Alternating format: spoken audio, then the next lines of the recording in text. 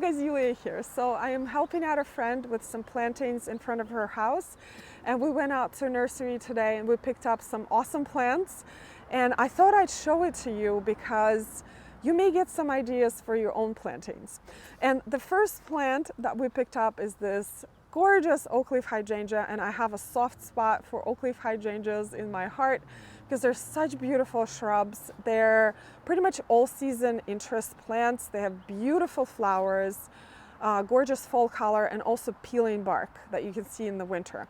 Now normally straight species of hydrangeas that are also native to our area get quite large. They get to about 8 feet tall. Now this one that is called Toy Soldier, and I've never seen this variety before, only gets to about 5 feet tall and 5 feet wide. Just kind of like a perfect foundation shrub if you don't want it to take over your house. And this one does have that beautiful fall color. I don't know if you could see that. And gorgeous flowers. And in my experience, hydrangeas perform better, oak leaf hydrangeas perform better if you give them more sun, anywhere from 4 to 6 hours of sun during the day. They will bloom more profusely. But I do have one that is planted in the back of my garden. It's almost full shade and it still blooms beautifully. Next plants we picked out were these little blue stems, and it's kind of perfect to show them right now because it's really windy today.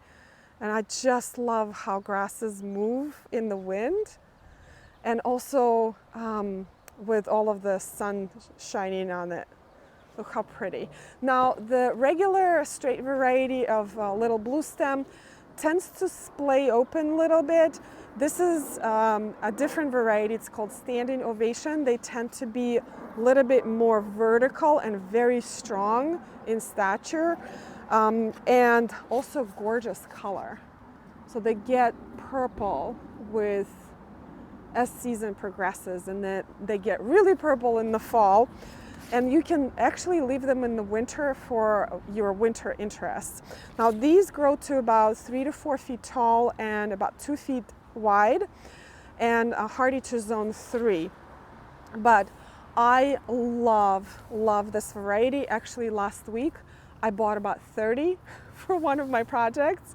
So when I saw they still had this particular variety, we grabbed 3 to put in front of my friend's house.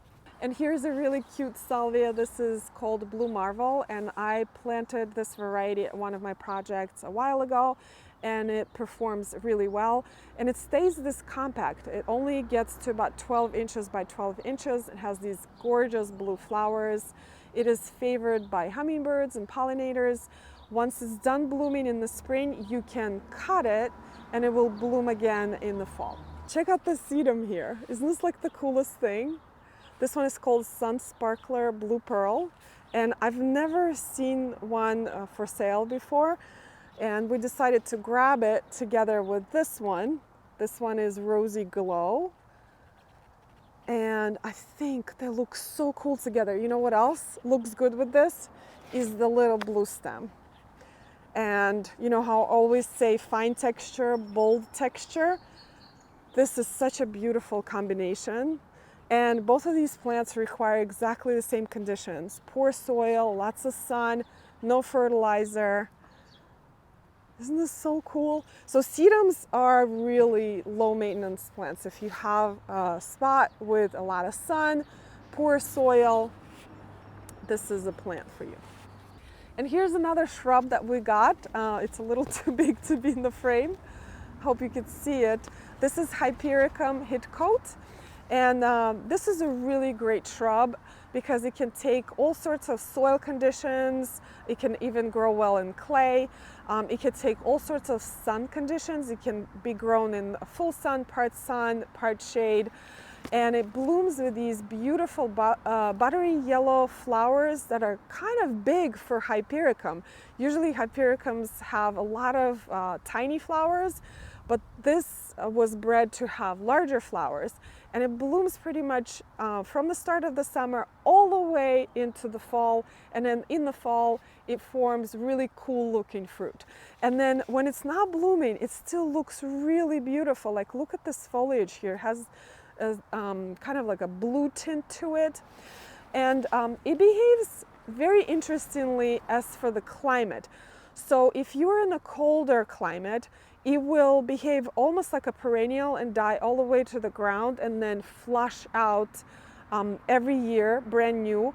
If you're in the warmer climate, it pretty much acts like a semi-evergreen shrub. So you may even still have some foliage on this shrub in the winter, but I think it's just a very interesting texture. So I have more plants that are going in front of their house, but it's still in my car because they were a little too heavy to get out here.